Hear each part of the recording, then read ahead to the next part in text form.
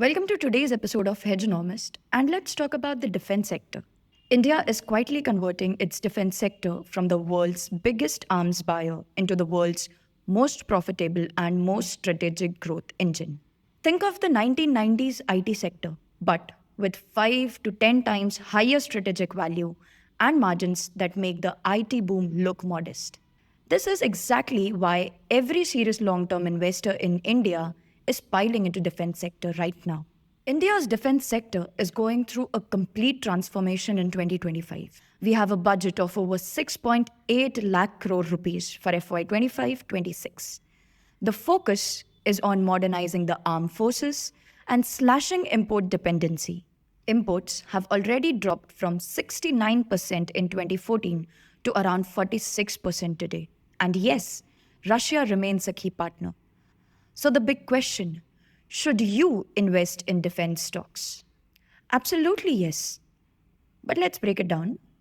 If the 1990s IT boom turned engineers into crore-patis and put India on the global tech map, today's defense revolution is doing the same thing for hardware, deep tech innovation, and national security.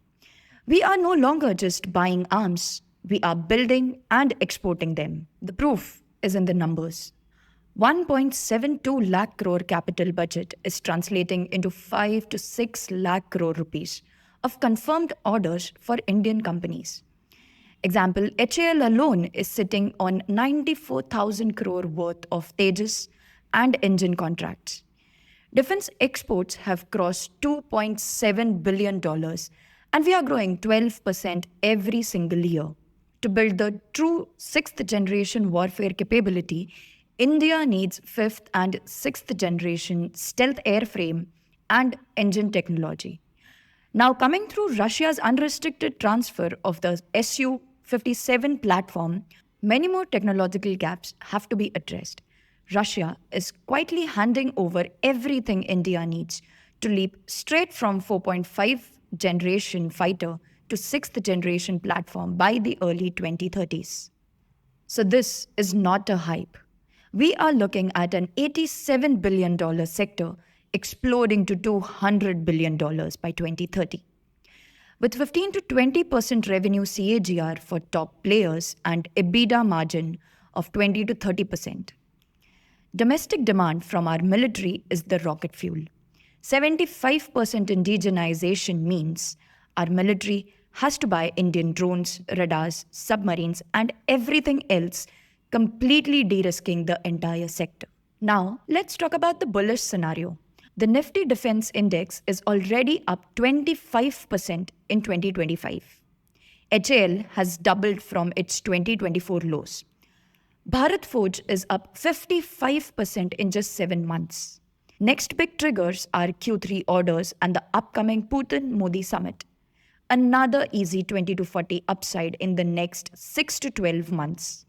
Long-term scenario, by 2047, we are talking 5 to 10 times returns as exports hit $5 billion annually. The money is guaranteed every single year. Private companies are now grabbing 60% of all orders.